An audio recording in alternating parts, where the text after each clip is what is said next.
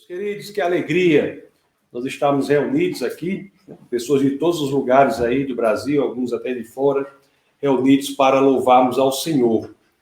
E hoje nós temos uma passagem interessantíssima. O texto base de hoje, nós temos a descrição de um dos milagres mais poderosos que Jesus Cristo fez em seu ministério. Aqui nesse milagre fica inquestionável a divindade de Cristo. Ele mostra a sua divindade. E é interessante que, embora seja muito profundo o milagre de Jesus, nós vamos ver que a descrição deste milagre nas Escrituras é uma descrição simples. E também é interessante que, embora a descrição seja simples, nós iremos ver que as implicações desta descrição para a nossa vida são implicações muito profundas.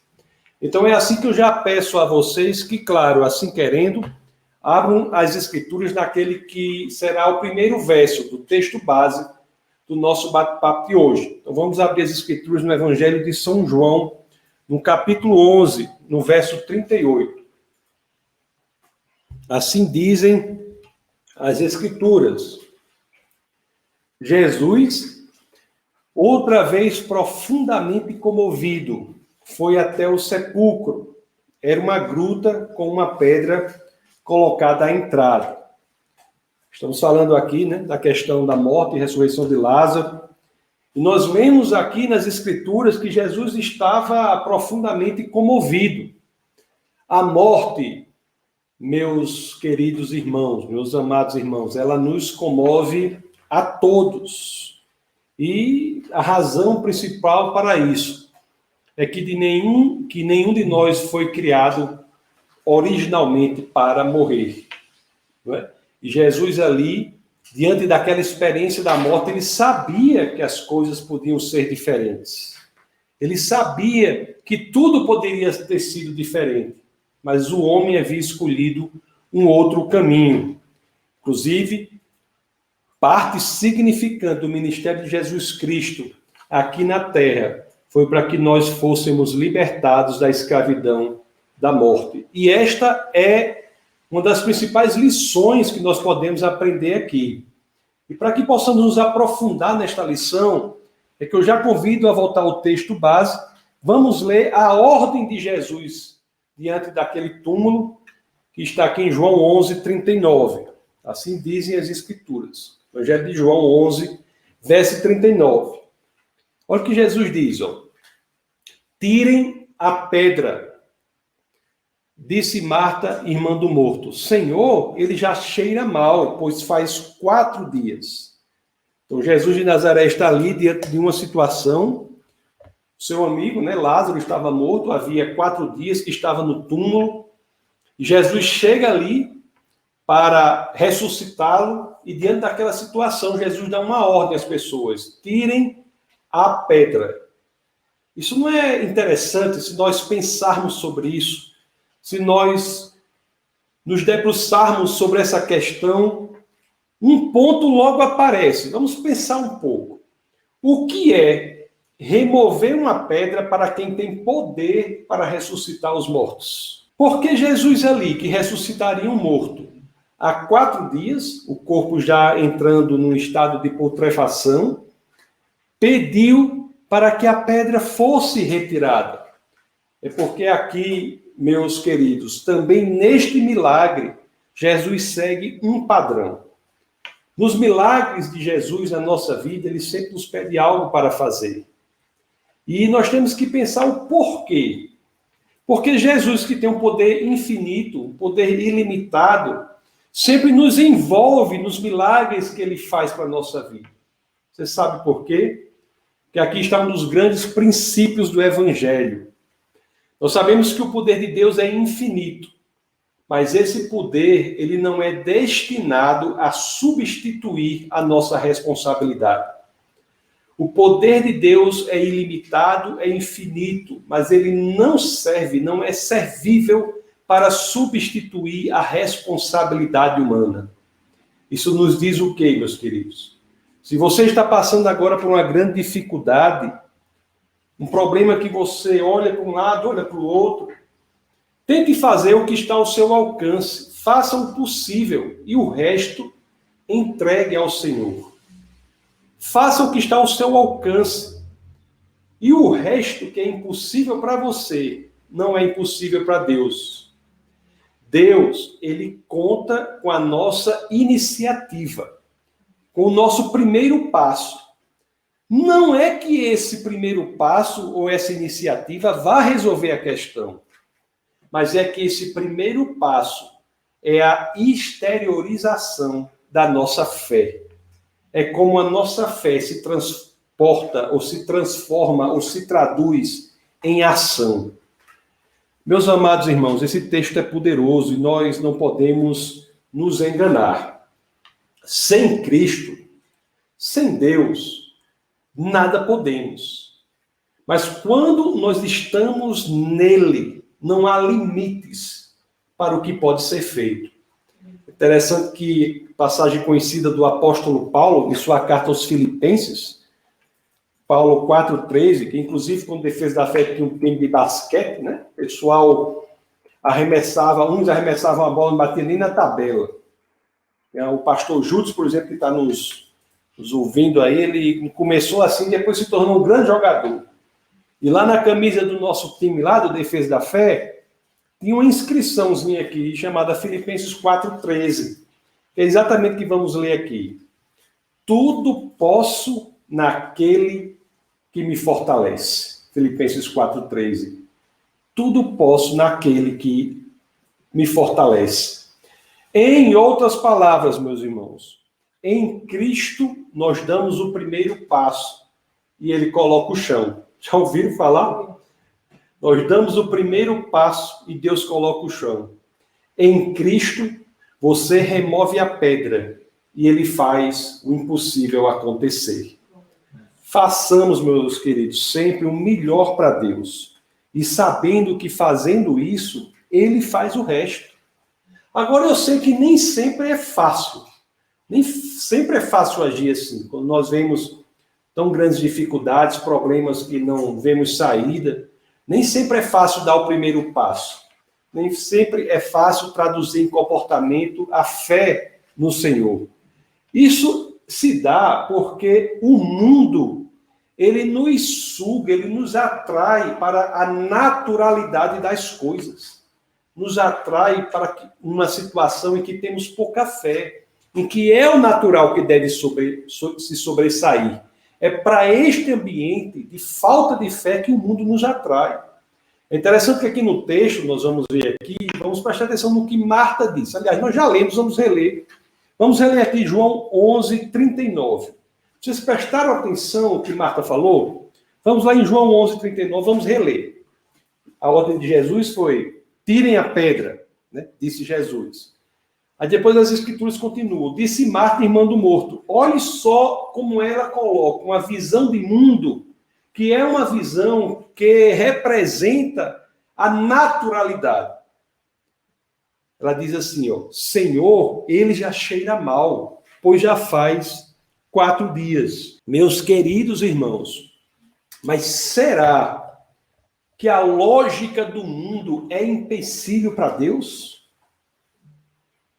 Será que a lógica de como as coisas naturalmente acontecem é empecilho para o que Deus pode fazer?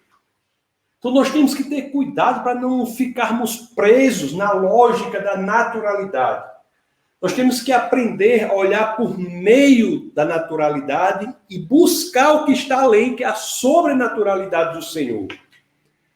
Se o nosso problema ele parece ser grande demais, então nós temos que mudar o foco, tirar o foco do problema e colocar o foco na solução do problema, que é o nosso Senhor e Salvador Jesus Cristo. Esse padrão se repete nas Escrituras, né? Quando as pessoas colocam o foco no problema, elas perdem as bênçãos do Senhor.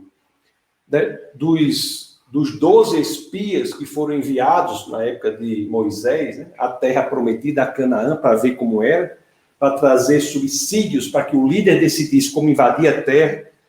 Dos 12, 10 trouxeram um relatório sinistro.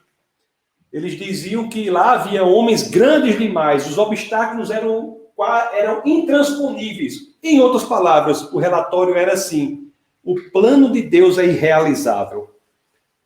Será que nós queremos ser como esses espias? Que veem o natural e, diante do natural, logo trazem a sentença de derrota, dizendo: o plano de Deus para a minha vida não vai se realizar, porque os obstáculos naturais são grandes demais.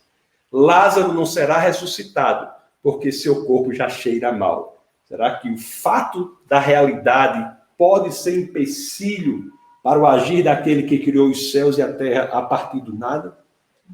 Em outra ocasião, Jesus de Nazaré, diante da perplexidade dos seus discípulos, ele coloca a coisa, ele coloca a situação onde deve estar.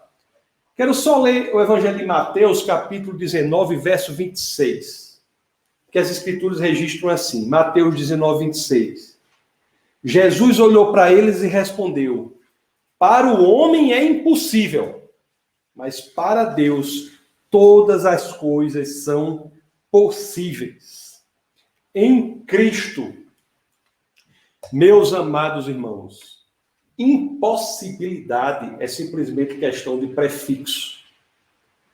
Impossibilidade é simplesmente uma questão de prefixo. A nós, meus queridos, resta cultivar a perspectiva da eternidade, a perspectiva do sobrenatural. E esta é, inclusive, a única batalha que nós cristãos devemos ter durante esta passagem aqui na Terra. A grande batalha é exatamente trazer para a naturalidade a perspectiva do sobrenatural. Trazer para o temporal a perspectiva da eternidade. Trazer para a nossa vida a possibilidade de mantermos a fé, mesmo que as circunstâncias apontem para situações difíceis. A grande batalha é manter a fé em Cristo, independentemente de quais sejam as dificuldades. O próprio apóstolo Paulo, meus queridos, na iminência da morte, ele estava tranquilo. E você sabe por que ele estava tranquilo? Ele diz, ele estava tranquilo porque guardou a fé. Ele venceu a batalha que precisamos lutar e vencer, que é a batalha da fé. Na sua segunda carta a Timóteo, no capítulo 4, vamos ler os versos 6 a 8. Olha o que as Escrituras dizem. 2 Timóteo 4, 6 a 8, o apóstolo Paulo assim nos diz: eu já estou sendo derramado como uma oferta de bebida, está próximo o tempo da minha partida. Aí o 7 diz: combati o bom combate, terminei a corrida, guardei a fé. Agora me está reservada a coroa da justiça, que o Senhor, justo juiz, me dará naquele dia, e não somente a mim, mas também a todos que amam a sua vinda. Meus queridos irmãos, em tudo que vivemos aqui, nós temos que aprender a ver adiante. Nós temos que aprender a ver não pelos olhos naturais, mas pelos olhos da fé. Então, voltando ao texto base, nós vamos ver aqui a resposta que Jesus dá a Marta diante daquilo. Então, em João, capítulo 11, no verso 40, as Escrituras nos dizem assim: disse-lhe Jesus, não lhe falei que, se você cresce, veria a glória de Deus? Não lhe falei que, se você cresce, se você mantiver a fé, se você não perder a batalha da fé, se você souber sempre valorizar o sobrenatural, trazer o sobrenatural para a naturalidade do mundo, a perspectiva da eternidade para a temporalidade do mundo, se você fizer isso, você verá a glória de Deus. Isso é muito poderoso. E esse ensinamento, meus amados irmãos, não se engane, né? Ele se dirige a mim e ele se dirige a você. Se nós crermos verdadeiramente, nós veremos a glória de Deus em tudo nesta vida. Não é? Mas dizer isso é fácil. Dizer isso não tira da nossa mente e do nosso coração a pergunta que continua ali. Será que nós verdadeiramente cremos? Como está a nossa fé? Como está a nossa fé? Lá na minha região, né, a gente pode dizer assim que a nossa fé deve ser como um buzeiro. Um buzeiro. É uma árvore que, mesmo na seca braba do sertão, tem raízes que mantêm a água, mantêm vida. Mesmo na seca braba do sertão, o umbuzeiro traz água em sua raiz. As suas raízes estão cheias de água e de vida. Aliás, foi o umbuzeiro que Euclides da Cunha chamou de a árvore sagrada do sertão. Será que é assim a nossa fé, como um umbuzeiro? É porque é fácil nós falarmos da nossa fé quando tudo vai bem. Mas quando nós estamos lá na sequidão da caatinga, atravessando o deserto da nossa existência, é lá que a questão ganha proporção. Será, meus amados irmãos, que quando estamos passando por grandes desertos, grandes dificuldades, momentos que muitas vezes não sabemos como responder àqueles momentos, não sabemos o que fazer, será que nesses momentos podemos ser como um buzeiro ali e dizer assim, o sangue pode dar até na canela, mas eu não perco a minha confiança no Senhor? Será que nós podemos fazer isso? É com fé, meus queridos, que nós fazemos o que Jesus manda. E foi exatamente com esta fé que aquelas pessoas removeram o túmulo de Lázaro, a pedra do túmulo de Lázaro. Foi uma exteriorização de um ato de fé no impossível que Deus faria. Foi com que eles removeram o túmulo, a pedra do túmulo de Lázaro. Vamos ver agora João 11, 41 a 42, para ver como aconteceu. Então, tiraram a pedra. Jesus olhou para cima e disse, Pai, eu te agradeço porque me ouviste. E o 42 diz assim, eu sei que sempre me ouves, mas disse isso por causa do povo que está aqui, para que creia que tu me enviaste. Jesus agradece ao Pai aqui. Jesus ora com confiança, né? É assim que nós devemos orar. Você veja que a oração de confiança é a oração de que Deus ouvirá as nossas preces. O fato de Deus ouvir as nossas preces não quer dizer que Ele responderá da forma que a gente quer que responda. Ouvir é um ato e responder da forma que queremos que Ele responda é outro ato. O importante é a confiança em saber que, se temos o coração certo, se estamos alinhados com a palavra do Senhor, Deus ouve as nossas preces.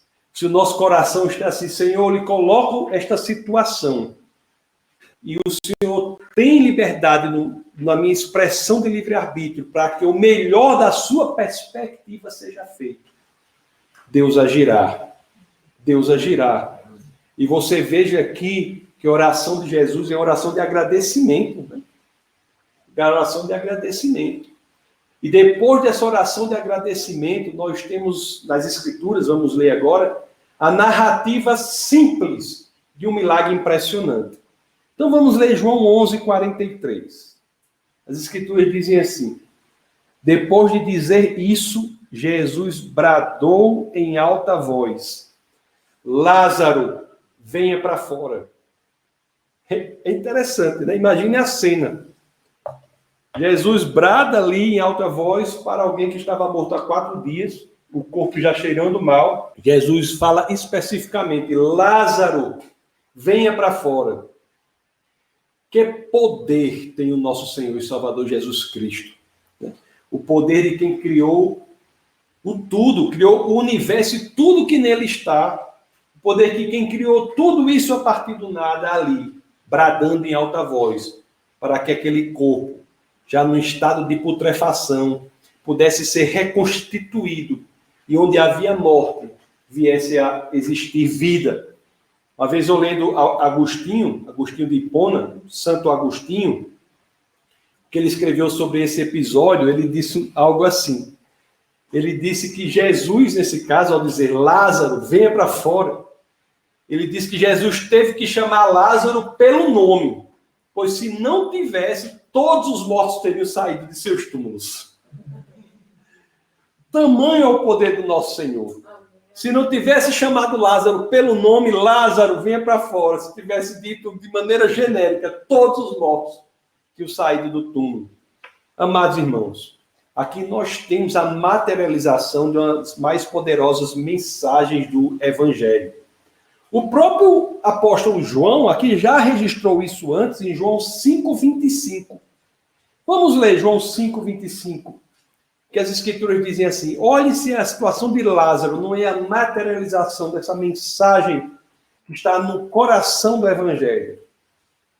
João 5,25 diz assim: eu lhes afirmo que está chegando a hora e já chegou, em que os mortos ouvirão a voz do Filho de Deus, e aqueles que a ouvirem viverão. Nunca se esqueçam disso. O poder restaurador de Deus pode colocar tudo em ordem. Tudo. Já falei aqui. O corpo de Lázaro estava há 4 dias já em decomposição. Já havia iniciado o seu processo de decomposição. E o poder de Deus aqui restaura tudo e traz o corpo de volta à vida. Deus, meus amados, ele pode fazer o mesmo com qualquer que seja a situação por qual você esteja passando. Quaisquer que sejam as situações porque você esteja passando, não se esqueçam, não percam isso de perspectiva. Deus pode consertar tudo o que de errado nós tenhamos feito. Deus pode consertar memórias acusatórias, hábitos destrutivos, comportamentos pecaminosos. Você pode entregar a coisa bagunçada ao Senhor. Você pode entregar ao Senhor algo tão bagunçado quanto é um corpo em decomposição. Mas nas mãos de Cristo, tudo pode ser transformado, porque Ele nos oferece vida, meus amados. João 11,44 também traz algo belíssimo. Algo belíssimo. Que é o último verso do texto base.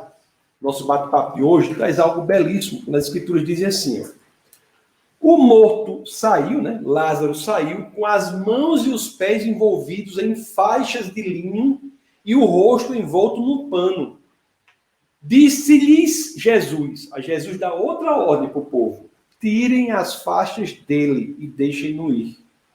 Vocês já notaram que nós temos aqui mais uma ordem de Jesus? A ordem para tirar as faixas do morto que havia sido ressuscitado. Nós sabemos que, assim como o mover da pedra, o ajudar Lázaro a se livrar do aspecto de morto, também poderia ter sido feito com ele, mas não. Aqui ele também pede que a humanidade se envolva. Não é esse o papel da igreja? Estar junto, em comunhão, ajudando uns aos outros a se libertarem daquelas faixas putrefatas que dão aspecto de morto espiritualmente àquele que acabou de encontrar a vida. Amados irmãos, os evangelhos são poderosos. O que aconteceu com Lázaro aqui nos traz uma grande certeza. Chegará o dia em que todos os mortos terão ouvido o chamado do Senhor. E aí não haverá mais lágrimas, né, sofrimento, não haverá mais choro, não haverá mais tristeza. Aliás, o profeta Isaías, 8 séculos antes de Cristo, ele já escreve assim. Vamos ler Isaías 25, do 6 ao 8. Olha que coisa poderosa. Isaías nos diz assim: neste monte o Senhor dos exércitos preparará um farto banquete para todos os povos, um banquete de vinho envelhecido, com carnes suculentas e o melhor vinho. Neste monte ele destruirá o véu que envolve todos os povos e a cortina que cobre todas as nações. Aí o verso 8 diz, destruirá a morte para sempre. O soberano, o Senhor, enxugará as lágrimas de todo o rosto e retirará de toda a terra a zombaria do seu povo. Foi o Senhor quem o disse. É para isso que nós olhamos, para esse momento que nós olhamos, neste momento do futuro que nós colocamos o nosso foco para o momento em que o último inimigo, a morte, será vencido. No Novo Testamento também, né, nós temos a mesma expectativa, só para ler um verso da primeira epístola aos Coríntios, no capítulo 15, no verso 54, e que o apóstolo Paulo assim diz. Veja se não é a mesma expectativa escrita aqui, 8 séculos depois. Quando, porém, o que é corruptível se revestir de incorruptibilidade, e o que é mortal de imortalidade, então se cumprirá a palavra que está escrita: a morte foi destruída pela vitória. Amados irmãos, a mesma voz que chamou Lázaro à vida, chamou aquele que estava entre os mortos a viver, esta mesma voz chama você agora. Chama a cada um que está morto espiritualmente, você que me ouve de qualquer lugar do Brasil, ou mesmo do mundo, você que me ouve, é esta mesma voz que chamou Lázaro à vida, que chama você agora, a vida espiritual, a vida eterna em Cristo Jesus. O que cabia a Deus, meus queridos, foi feito. E o convite dele ainda, por enquanto, não é? Ainda está aberto. Cabe a você decidir. Agora, meus queridos, depende unicamente de você. Vamos orar. Senhor Pai, muito obrigado por tua palavra, Deus. Obrigado, Senhor, por tudo que o Senhor tem feito em nosso meio. Obrigado, Senhor, por demonstrar o seu poder enquanto estava aqui na terra, para que saibamos que o Senhor nada é senão o próprio Deus, o Criador dos céus e da terra, aquele que tem o poder infinito. Obrigado, Senhor, por nos apresentar tamanha esperança, nos apresentar a saída para os problemas, nos apresentar a vida onde vemos morte. Obrigado, Deus, por tudo que o Senhor tem feito por nós, em nós. Obrigado, Senhor. É no nome do teu Filho, Jesus Cristo, nome poderoso daquele por quem vivemos, que é o sentido da nossa existência. É no nome dele, no nome poderoso, nosso Senhor e Salvador, que todos aqui, em uma só voz, dizemos: Amém. Amém. Essa foi uma produção do Ministério Internacional Defesa da Fé, um ministério comprometido em amar as pessoas, abraçar a verdade e glorificar a Deus. Para saber mais sobre o que fazemos, acesse defesadafé.org.